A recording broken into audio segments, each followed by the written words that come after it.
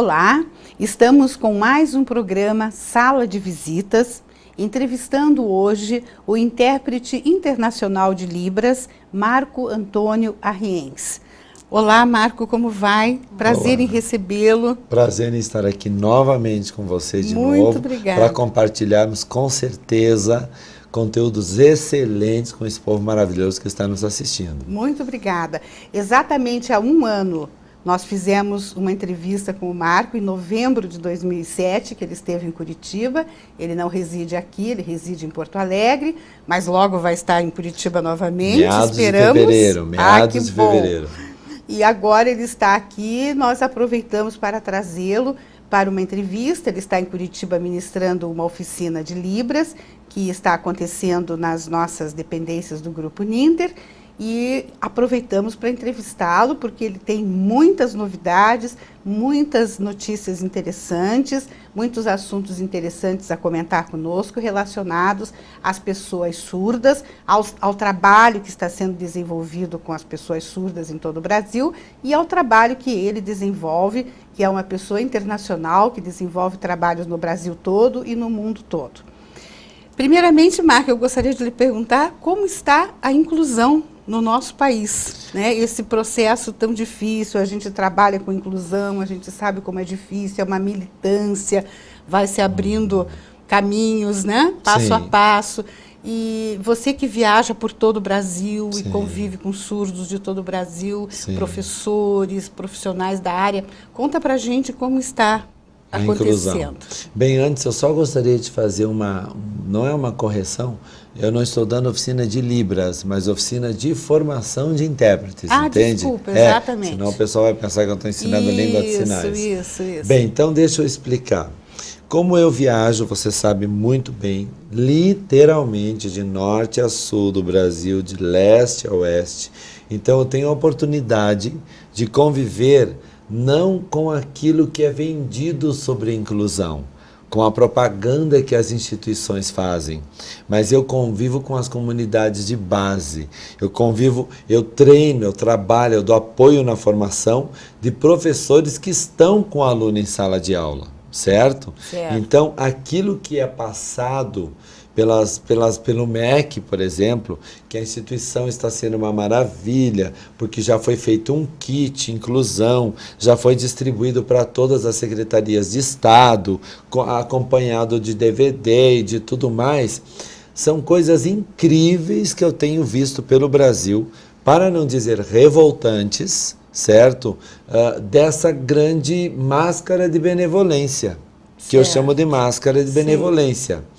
Primeira coisa, foi montado um kit inclusão, onde nós temos, até para você ver do ponto psicanalítico, que interessante, é literalmente um pacote, e ali dentro estão os livrinhos.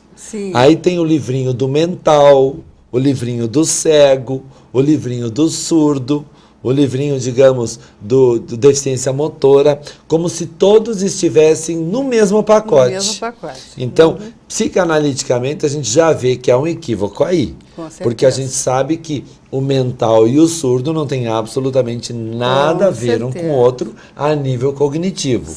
Então, primeiro que todas as deficiências foram colocadas juntas num pacote.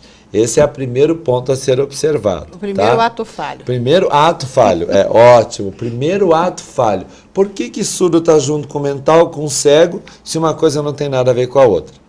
Segundo, que eu não tenho sabido que vários surdos tenham trabalhado na produção desse material sobre surdos, que, aliás, é um livrinho que não deve passar de umas 50 páginas. Que eu não acredito que um livro de 50 páginas possa dar apoio à formação de um professor que vai receber um aluno que fala uma outra língua, certo? Terceiro ponto é que a carga horária que o MEC colocou agora obrigatoriamente nos cursos está entre 60, 80 ou assim, na melhor das hipóteses, algumas faculdades têm optado por 120 horas. A pergunta que eu faço, eu que uso Libras há 25 anos, diariamente, de forma fluente, conversando com surdos do Brasil e do exterior. Há 25 anos uso essa língua e ainda estou aprendendo. Você acha que um professor conseguirá aprender uma língua em 60 horas? Imagina, claro. Como que ele vai aprender uma língua em 60 horas, certo? Sendo que uma língua não é só uma língua, ela tem uma série de agregados, que entra a cultura, que entra a forma de usá-la, que entra aspectos éticos, culturais. E o pior, a língua ensinada por pessoas ouvintes, na maior parte das instituições. Desrespeitando as próprias diretrizes. As diretrizes da ética surda. Não, porque assim, ó, a lei diz preferencialmente. Mas nem o preferencialmente está sendo respeitado. A gente sabe que a lei é injusta. Sim. Porque se a lei fosse tão justa, nós não teríamos, por exemplo, tantos bandidos e tantos assassinos hoje soltos no nosso país. Então, eu não tenho que tomar a lei ao pé da letra. Exato. Eu tenho que primeiro ver o princípio ético. Com certeza. Qual é o princípio ético-linguístico que deve reger? Quem é que tem realmente domínio sobre essa língua? O usuário nativo, que é o surdo. Claro. Então, ele é que tem o domínio espaço-visual que nós ouvintes não temos. Sim. Por mais que eu use Libras com a excelência que eu sei que eu uso, com a facilidade e liberdade, eu não tenho o domínio espaço-visual que um surdo tem. Então, o que acontece? O professor, tendo essa carga horária que, desculpe o termo ridícula, porque não vai chegar a lugar nenhum, ele vai aprender palavrinhas de sobrevivência, certo? Então, primeiro ponto, não dá o status ou o corpus de língua, porque diz que ela pode ser aprendida em 60 horas. Ensinada por um ouvinte, ele vai aprender o quê? Uma interlíngua. Exato. Ou uma língua fossilizada. Por quê? Porque ela vai estar impregnada da cultura ouvinte e da estrutura da língua portuguesa. Sim. Porque nós, enquanto ouvintes, é impossível, na hora de nós ensinarmos uma língua, não fazermos a nossa interferência no português. Isso está em nós, porque nós crescemos falando português. Sim. Agora, aquele surdo legítimo, que recebeu o input linguístico, que recebeu a língua desde pequeno, que conviveu com surdos, como é o caso de Curitiba, no Alcindo Fanaia, que é uma escola onde os surdos se encontram no recreio, é uma escola só para surdos. Então ali fomenta a língua, ali fomenta a cultura, ali fomenta a identidade surda. Então esse é o que deveria ser instrutor. Agora veja o que acontece. O professor recebe uma interlíngua, ele recebe uma língua fossilizada, uma língua contaminada com o português e reproduz essa língua. Sim. E o aluno surdo segue não entendendo a disciplina. Que seria mais ou menos um português sinalizado. É o português sinalizado, é o portunhol. É o melhor que vai ensinar o portunhol. Então, há uma série de equívocos. Por quê? Porque, de novo, a pessoa surda não foi consultada. Pois é, e é um princípio conhecidíssimo, inclusive é o lema do Movimento Internacional das Pessoas com Deficiência, sobre nós, nada sem nós, né? Ou então, nada sem nós sobre nós, né? Porque, primeiramente, são as próprias pessoas com as diferenças individuais que devem ser consultadas, e isso não é feito, me parece que instância nenhuma considerando-os como inferiores, como menos capazes para falarem a respeito de suas próprias necessidades. E aí vem uma relação de poder, né, Marco? São as relações de poder que Foucault fala tão bem, né? Sim. Quem é o dono do poder? Uma coisa interessante que eu observei, Leomar, lá no norte do Brasil, é que lá nós temos muitas tribos indígenas. E você sabe que hoje há uma lei no Brasil que não se pode mexer nos índios, que eles têm as suas próprias escolas. E os professores lá do norte, lá eu trabalho muito com Rondônia, a região amazônica, onde tem maior concentração de índios, eles têm me comentado que as escolas dos índios, algumas delas são as melhores escolas do Brasil. Olha que eles têm toda a infraestrutura que precisa, incluindo data show dentro da escola de índio.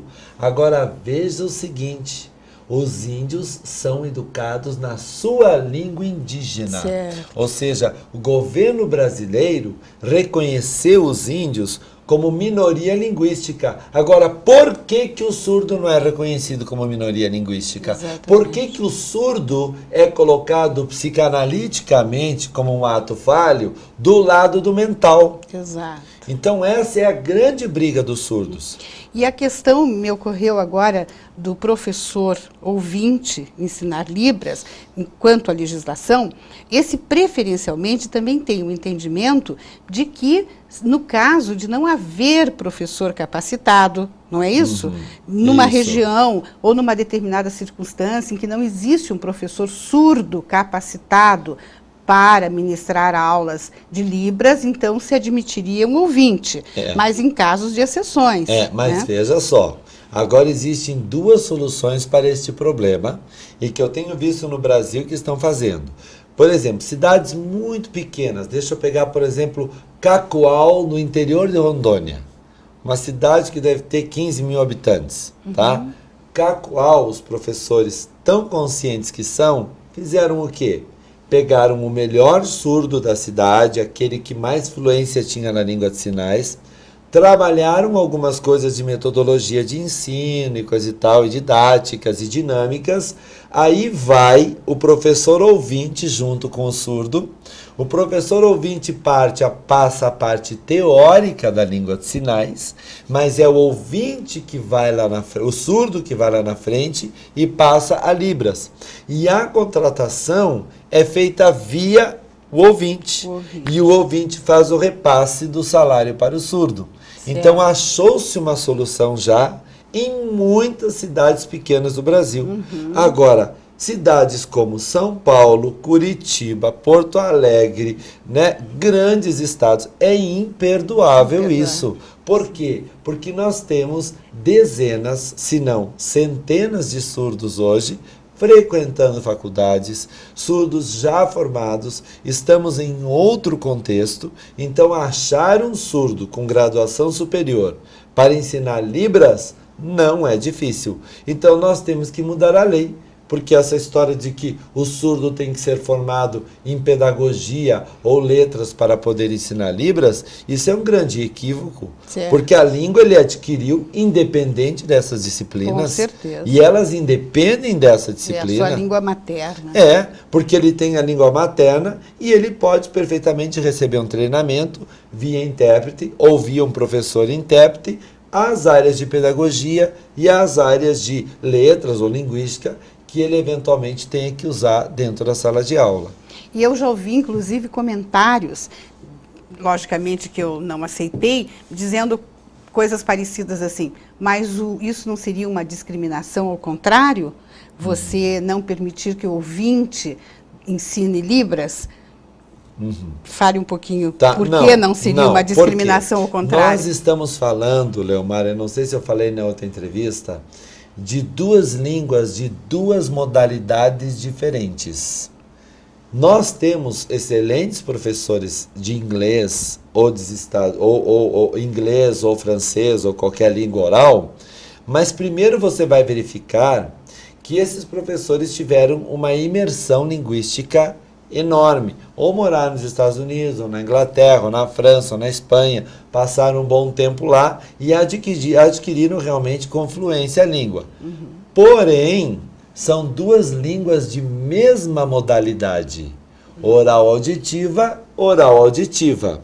Agora, a Libras é de outra modalidade, é de modalidade espaço-visual tridimensional. Então, nós ouvintes nunca teremos o domínio que um surdo tem tridimensional e espaço visual de uma língua, até porque isso não é da nossa cultura. Exato. Da nossa cultura é ouvirmos uma língua e interpretarmos aqui via audição. Sim. Então, realmente é um equívoco dizer que é ao contrário. Não, nós estamos falando aqui do ensino correto de uma língua, de alguém que tem domínio espaço-visual. E do ponto ético, inclusive, uma questão de que agora é o momento do surdo, né? Exatamente, é o momento dele protagonizar a história. poxa, esse povo, porque eles se chamam povo, existe hoje uma diferença entre povo surdo e comunidade surda, certo? Comunidade surda somos todos nós que estamos envolvidos na causa surda. Eu, você, outros profissionais, intérpretes, são pessoas que necessariamente não são surdos, mas estão envolvidos na causa. E povos surdos são os puramente surdos, independente dos graus de surdez. Se ele se chama surdo, é povo surdo. Então a luta deles é que eles tenham o direito de protagonizar a sua própria história. Com certeza. Por isso, a excelente iniciativa de Santa Catarina no Letras Libras, de formar surdos Letras Libras, então, para poder trabalhar gramática e tudo mais, da sua própria língua, que era usada de forma intuitiva. Certo. Então, é o momento deles. Com é o certeza. momento deles irem para a vitrine. É o momento deles terem um espaço deles. Pô, a única coisa que sobrou, que a gente deixou desde o Congresso de Milão, 6 anos castrando os surdos linguisticamente. Certo. Agora que eles têm um espaço, que eles têm a lei, lá vai o ouvinte pegar o espaço e dizer, não, até a sua língua eu ensino. Eu sou melhor nisso que você. É, a história se repete. Exatamente. Continua o ouvinte manipulando o surdo. Exatamente. É inadmissível, né? E os professores, Marco, os discentes, os docentes, dentro das escolas, dentro das instituições de pessoas surdas, aonde estão as pessoas surdas, eles estão sensibilizados, abertos para esse trabalho, para evoluírem, aprenderem, a viver nesse relacionamento com o surdo? Veja só, não sei se você reparou numa última reportagem que saiu na Isto É, ou na Veja, perdoe-me se eu errar o termo em inglês, acho que é bullying, o nome, que é um novo tipo de aluno que agora tem nas escolas, que são os alunos violentos. Exato. Que agora tem aqueles alunos que estão batendo em professor, que estão agredindo outros colegas gratuitamente. Gangues que matam, que assassinam, alunos com 13 a 15 anos. Então, hoje já está um problema sério, porque a autoridade do professor foi perdida, o aluno virou cliente, o professor virou marqueteiro, então o professor tem que segurar esse aluno de toda forma na sala de aula, agradá-lo, né? Agradá-lo, e se o professor exercer alguma autoridade firme, é capaz dessa informação chegar em casa contrária e os pais ainda processarem os professores. Certo. Bom, essa é uma queixa que eu tenho ouvido.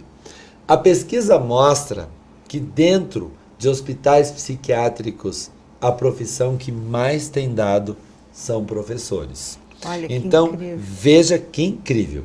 Se já com esses alunos ditos normais, os professores têm vivido situações conflitivas diárias, que eles estão perdendo controle e autoridade, você imagina um professor com todo esse contexto extremamente angustiante, receber de uma hora para outra um indivíduo que fala uma outra língua, ou um cego, ou um Down, ou um mental leve, ter que dar conta dessa turminha maravilhosa que dá tiro, que bate, que agride, que não sei o quê, e ainda dar conta daquele aluno especial sem ter recebido preparação nenhuma. Certo. Porque o que eu tenho visto na real, e eu quero que Deus me dê a oportunidade de sentar na frente do secretário de Educação do Brasil, do ministro de Educação, e mostrar para ele o que está acontecendo nas comunidades de base. Porque eu imagino que a informação que chega lá no MEC, lá em cima, ela vem toda filtrada. Sabe? E daí chega lá em cima dizendo que a inclusão está uma maravilha, que os professores estão atendendo os alunos, que o intérprete está em sala de aula. E eu me lembro até de uma doutora aqui de Curitiba, uma linguista que você conhece, não vou citar o nome para ser ético, ela diz, Marco, a presença do intérprete em sala de aula é uma falsa representação da inclusão. Por quê? Você tem que fazer todo um processo pré-inclusivo. Você tem que preparar o corpo docente, você tem que preparar o corpo discente, você tem que preparar o corpo indecente, que é um corpo que existe agora, que eu estou cunhando esse termo, entende? Explicando com pequenas palestras, pequenas sensibilizações, quem são esses novos alunos que vão passar a frequentar o espaço que antigamente pertencia aos ditos normais. Exato. Entende? Você acredita que teve professor que disse assim para mim: professor, eu fui descobrir um mês depois que eu tinha um surdo em sala de aula. Olha E sabe como que eu descobri? Porque eu fazia a chamada e o fulano não respondia. Aí depois de um mês eu perguntei para os alunos: alguém conhece fulano de tal? Que eu chamo e não vem na aula? Aí um aluno olhou para ele e disse assim: é ele. que horror. E ele era o surdo. Era o surdo. Então é óbvio que o professor fazendo a chamada de cabeça Ele baixa, não ouvia, não o poderia surdo, responder. e o professor foi descobrir um mês depois. Sabe por quê, minha querida? Porque o aluno especial, ele não chega com uma anamnese na mão, porque é proibido mostrar a realidade ou dar anamnese para o professor. Então, ele não recebe assim: olha, Leomar, você está recebendo o Paulinho, tá? O Paulinho tem deficiência mental leve. Aqui tem um pouco do histórico do Paulinho, para você entender o Paulinho, né? Para você entender quais são as reações dele, Com como é que ele se... certeza. Isso não é feito. Isso muito não é raro. feito. Isso a gente chama em psicanálise e psicologia selvageria. Exatamente. Isso é uma selvageria. E quando não se tem a oportunidade de fazer uma palestra, alguma coisa mais profunda, ao menos o que você está dizendo, esclarecer o professor e a turma de Antes aula. dessas pessoas chegarem. Exato. E dizer, eu faço isso na nossa instituição, nós estamos hoje com 45 alunos surdos no Grupo Ninter, e temos intérprete de Libras, você sabe, em todos os cursos onde há aluno surdo. Temos um trabalho de apoio a eles em relação às dificuldades quanto à língua portuguesa, mas uma preocupação é entrar em sala e explicar aos alunos, aos discentes. Vocês terão um colega. Primeiro eu falo sobre o trabalho que há no Grupo Ninter e digo: vocês terão um aluno especial, será uma pessoa surda. E dou as explicações básicas, porque pensam que o surdo é mudo. Isso é comum. Não precisa mais que isso. Exato. Quem tem a mesma capacidade cognitiva que um ouvinte. Isso, que eles podem se comunicar mediante gestos, mímica, bilhetes. Isso, e que fala eles... até. Olha, nós não temos, eu agradeço a Deus por isso, nenhum preconceito dentro do Grupo Ninter. Nós tivemos uma visita de dois representantes do MEC, que vieram para reconhecimento de um curso, e os surdos estavam nessa turma, e depois os próprios representantes nos contaram que eles disseram que eles não sentem nenhum preconceito dentro da instituição, que foram aceitos com a maior naturalidade, normalidade, e que estão muito satisfeitos com o trabalho. E nós não conseguimos fazer tantas coisas como gostaríamos, palestras, uma semana a respeito da pessoa com diferenças individuais. Mas ainda há tempo para ser feito. Sim, isso está nos nossos planos. Então. Mas conseguimos passar informações básicas que acabaram com a possibilidade de cochichos, que tem dentro de sala de aula, quem é esse, o que ele faz, de ou então paradigmas. Não se reportarem ao aluno pensando que ele é incapaz de entender. E então é muito pouco que se faz para conseguir o mínimo de inclusão verdadeira desse aluno. Exatamente. Então, com pouquinho você consegue grandes resultados. Exatamente. Então, veja só, eu soube de um outro caso no interior de Rondônia que me deixou chocado. Os surdos chorando. Eu fui dar uma oficina só para surdos, porque eu também dou treinamento para surdos, instrutores que querem ser instrutores. Não ensino Libras para eles, é claro, mas ensino linguagem corporal, dou algumas bases de metodologia, de didática de ensino, algumas dinâmicas para a aula não ficar chata, entendeu? Que eles não podem ensinar palavrinha, todas essas coisas. 3 surdos de caráter excelente, incluindo o presidente da Associação de Surdos da cidade, com lágrimas nos olhos, disse que fazem 1 ano que eles estão frequentando a faculdade, os 3, sem a presença de um intérprete sequer. E pergunte para mim se a cidade não tem intérpretes. Tem. Tem, porque eu mesmo fui lá e trabalhei no apoio da formação. Eu conheço os intérpretes excelentes, mas daí bloqueia na lei municipal, daí a universidade não quer abrir, cria um monte de quês, e os surdos já foram para não sei que instância, não sei para que instância, não sei para que instância, e essa não é a realidade só dessa cidade. Eu tenho ouvido isso em São Paulo.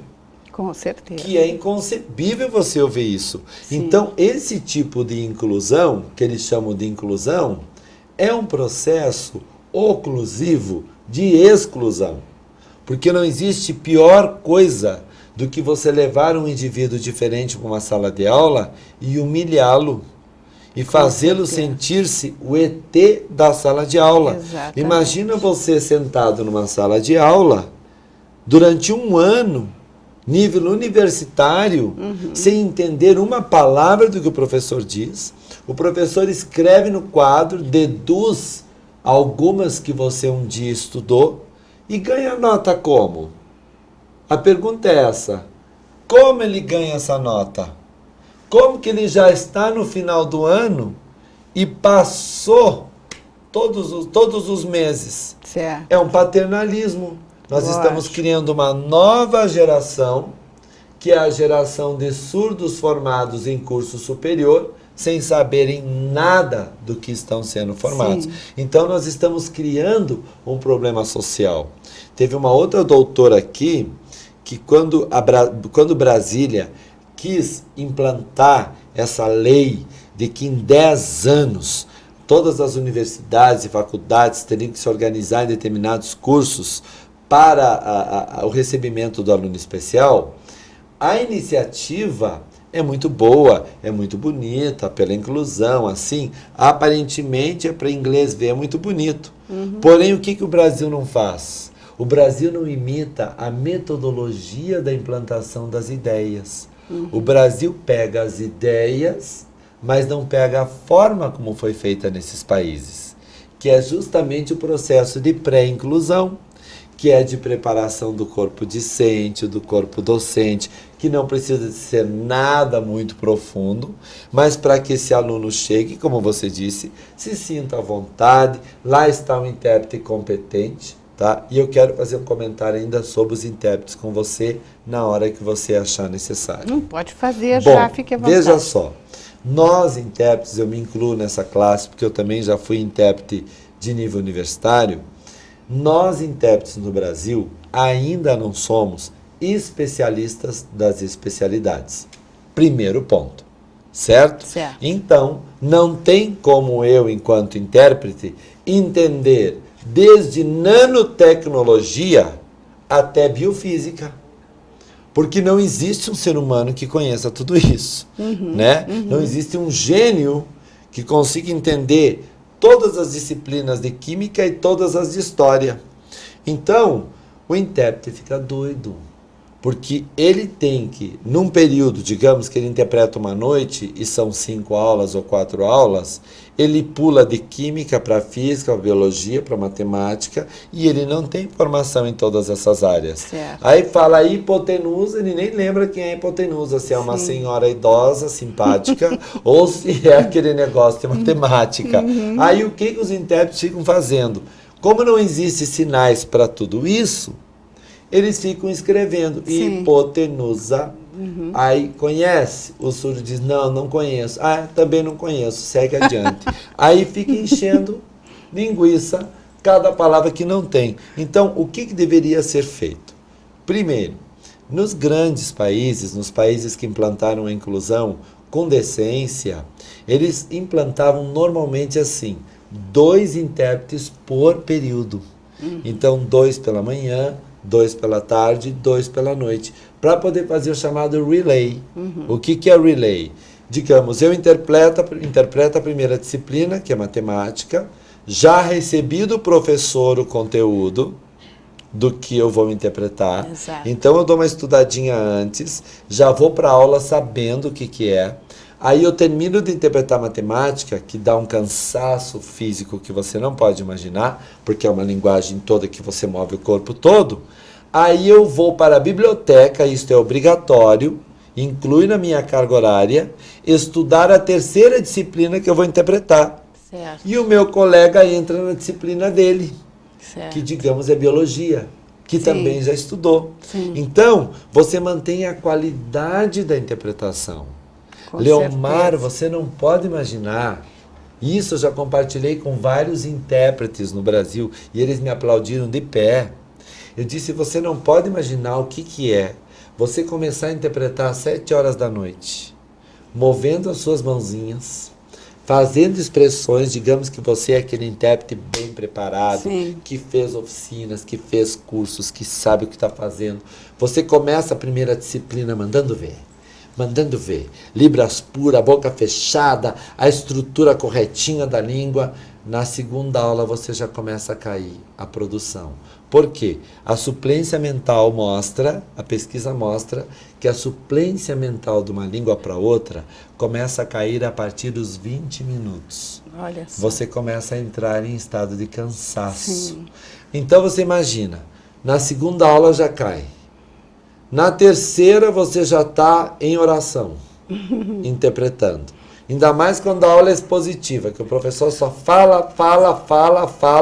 Certo. Não leva material didático de apoio para você dar uma descansadinha no braço, entende? Não divide em grupos. Quando chega no último período, eu confesso para você, a oração dos intérpretes é: tomara que o professor falte.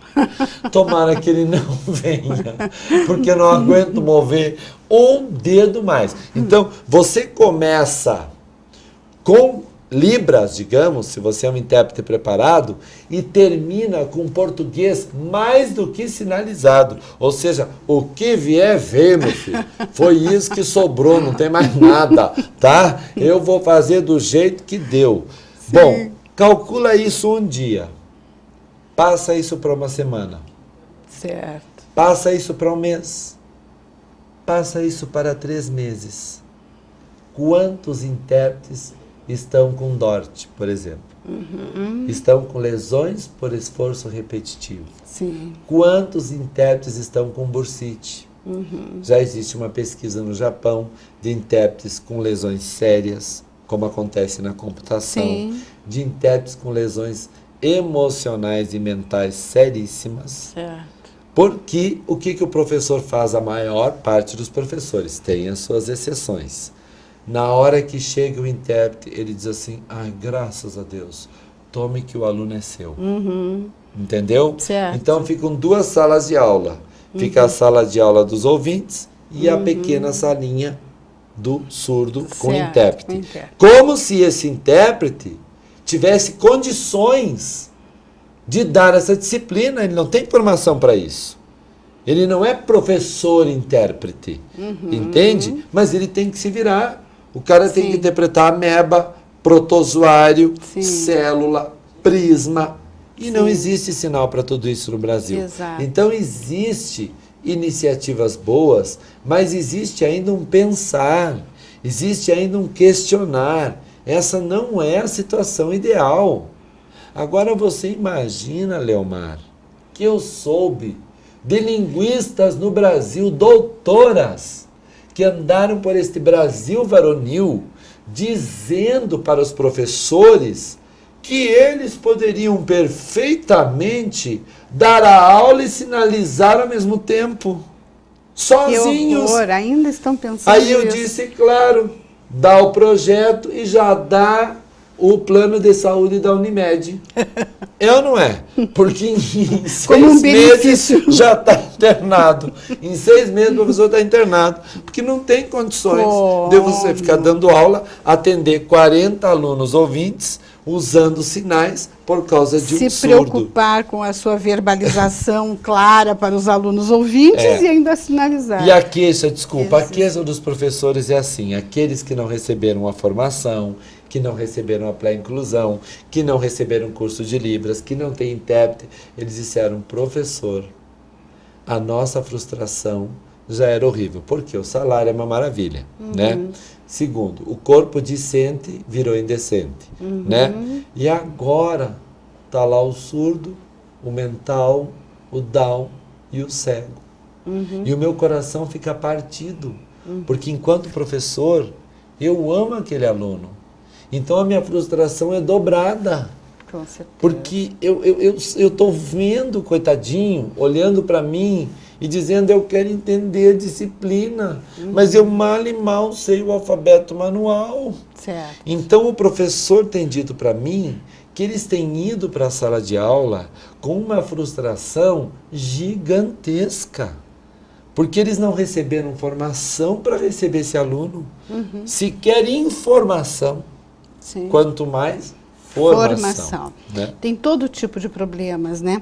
Nós estamos fazendo assim no Grupo Ninter, como é um trabalho recente, que está completando 2 anos agora, né? O atendimento estruturado para esses alunos surdos. Eu sei, porque eu tenho acompanhado Você está acompanhando desde o começo, é nosso conselheiro, consultor, indiquei os intérpretes. Exatamente, né? Tem sido bons intérpretes, excelentes intérpretes. O Mark tem nos ajudado muito, sempre que temos dúvida em relação aos surdos, o procuramos e ele nos atende sempre com o maior carinho e boa vontade.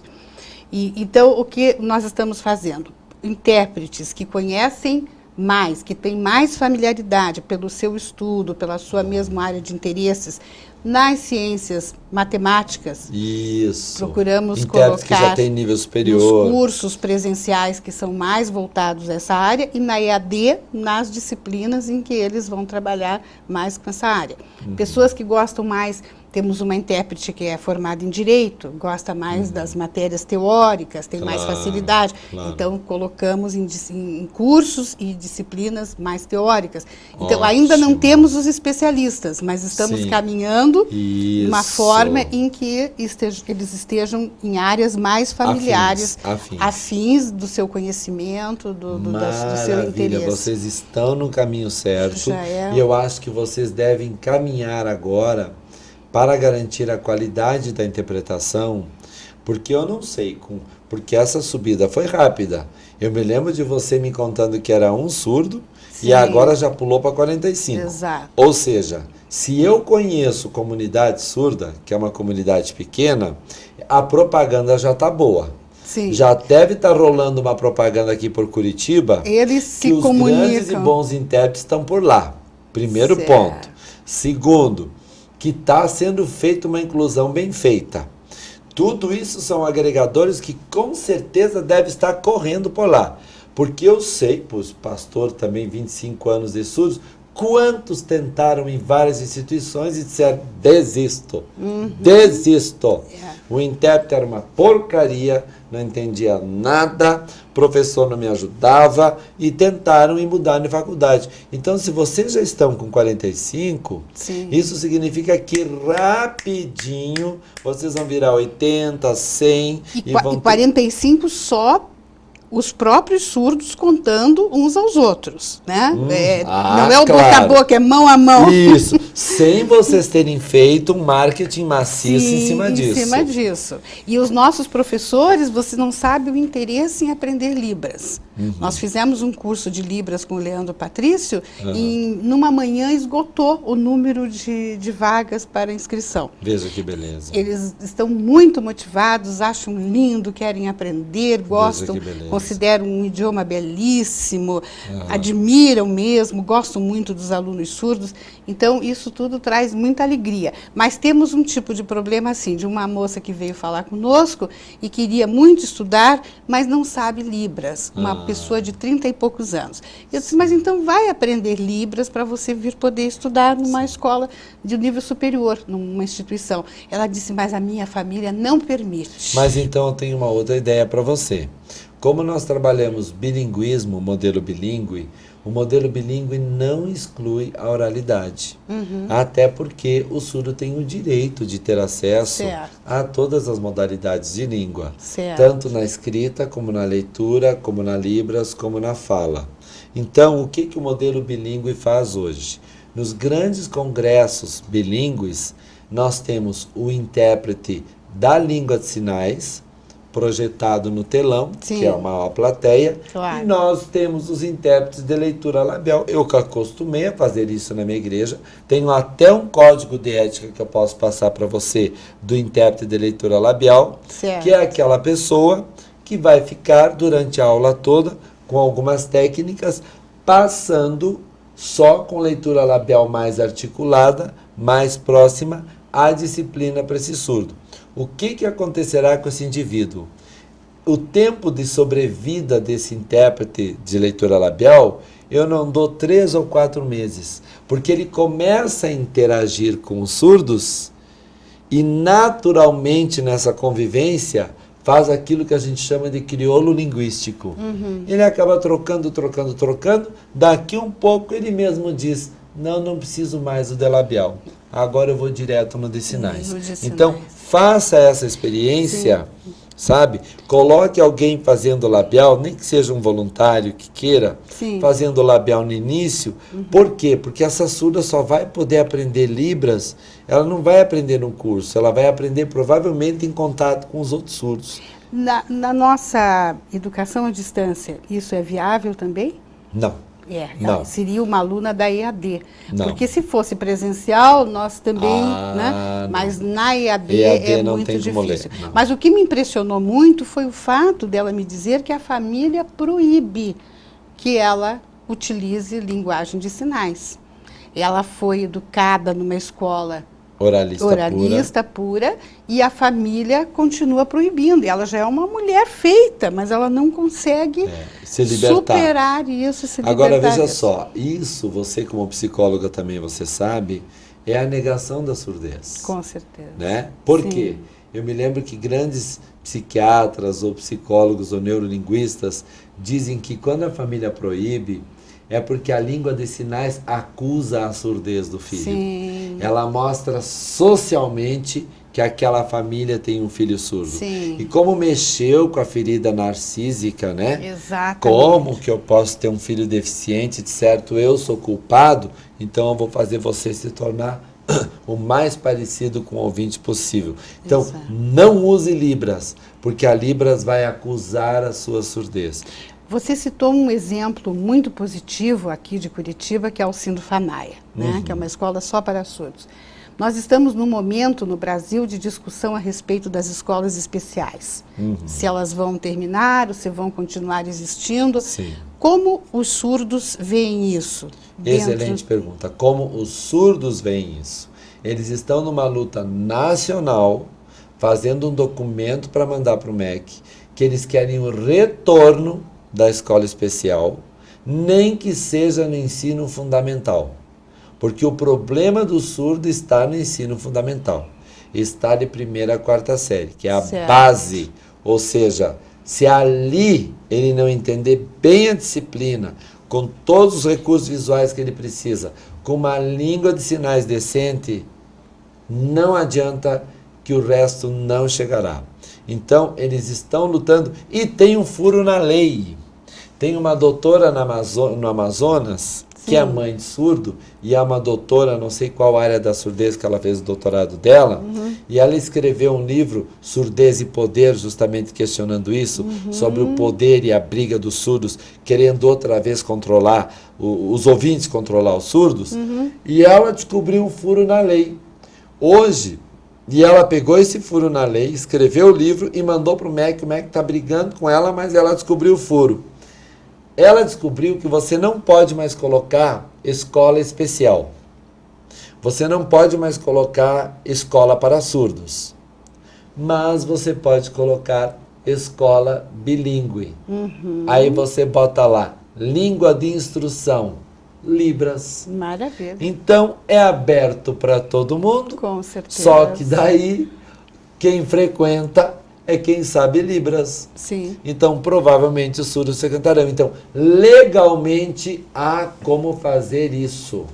Então, procurem uma senhora chamada Nídia de Sá, que ela vai dar essa informação para vocês. Doutora Nídia de Sá, da Faculdade Federal do Amazonas. Ela tem o livro e ela mostra o furo na lei para lutar pelo retorno da escola dos surdos. Que maravilha.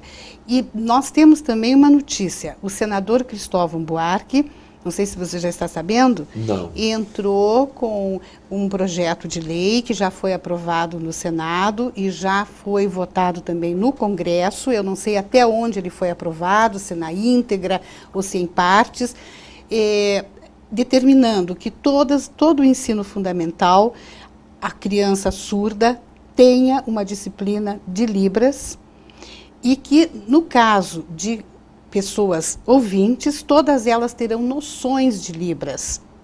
Isso é muito bom. Mais ou menos por aí. Me perdoe se eu estiver alterando um pouquinho a informação, mas na essência é isso. Isso nos foi passado pela nossa professora, pela Sueli Fernandes, que é uma doutora em linguística, que o Marco também conhece, e ela esteve em Brasília ajudando a defender esse projeto, que acabou passando para o Flávio Arnes. O Flávio Arnes também defendeu, mas não conseguiram dar conta de tantos detalhes e informações teóricas a todos os congressistas, e a Sueli foi chamada, então ela foi lá fazer toda essa explicação. Beleza. E de uma felicidade enorme, claro, esse projeto. Eu contei para um surdo, ele fez, graças a Deus. Porque já é uma conquista, eles terem um ensino fundamental na língua deles. E os CBJs, os supletivos, serão obrigados a ensinar Libras para os pais de surdos. Maravilha! Isso aí realmente é uma grande coisa. Uma grande porque mudança, né? O problema relacional deles em casa é uma coisa patente. No Brasil inteiro, isso não tem como negar. Não tem como negar. Marco, você está em Curitiba por várias razões. Uma delas é porque você está lançando o filme do Esmilinguido. É isso? Explique para os nossos telespectadores. Nós estamos aqui com o cartaz do lançamento, Histórias da Formiga. Isso, da Formiga 2. Na verdade, esse projeto é um projeto assim que vem de um sonho do meu coração. Eu não sei quem é a plateia que está me ouvindo, vocês sabem que eu sou um religioso, respeito todas as religiões, mas uma determinada pessoa, há 2 anos atrás, chegou para mim num congresso internacional da qual eu estava organizando e disse assim, Deus mandou dizer uma coisa para você. E eu fiquei meio assim, essa história Deus mandou dizer, o que Deus mandou dizer? Ela disse assim, Deus mandou dizer que você vai trabalhar com milhares de crianças surdas. Olha que lindo. E Deus me mostrou uma fila imensa de crianças surdas na sua frente. Leomar, nessa época, eu tinha uma criança surda na minha comunidade eclesiástica. E eu pensei assim, como uma criança? E ela disse milhares. 2 anos depois, Editora Luz e Vida me chamou para produzir os primeiros filmes do Brasil com fundo moral, porque existem filmes para crianças surdas, mas são filmes de histórias, como Chapeuzinho Vermelho, que acabam não acrescentando muito na vida moral da criança. E eu queria fazer filmes assim, que tivessem proveito na vida moral. Então, lançamos os 5 filmes, que vai ser dia 11 em São Paulo. Vai ser lançado com festa, com toda a pompa que precisa. A comunidade surda vai estar em peso lá, temos o apoio da FENES. E dia 11 em São Paulo e dia 13 aqui em Curitiba.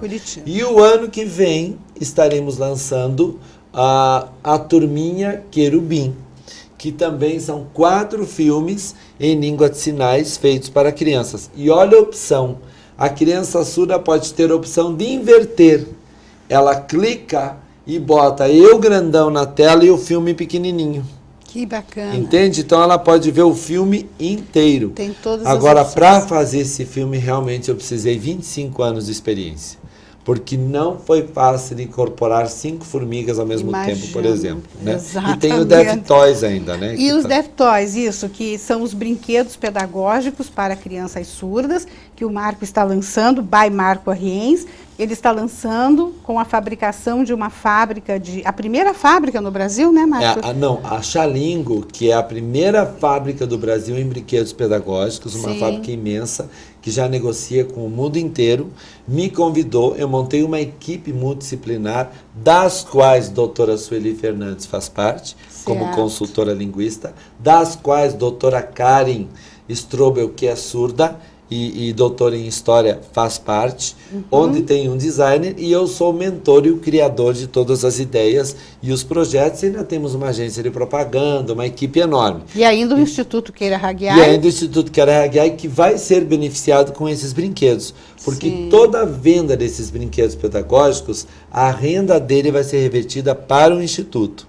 Então nós já criamos os 5 primeiros brinquedos que serão lançados na Alemanha, no Congresso Internacional de Brinquedos na Alemanha agora em fevereiro, e depois em março ou abril vão ser lançados na Feira de Brinquedos em São Paulo. Primeiro vamos lançar 5, depois 17, e eu já tenho 100 brinquedos criados para o ensino fundamental e depois até a 8ª série e ao 3º ano do 2º grau. Temos já todos esses brinquedos para serem lançados.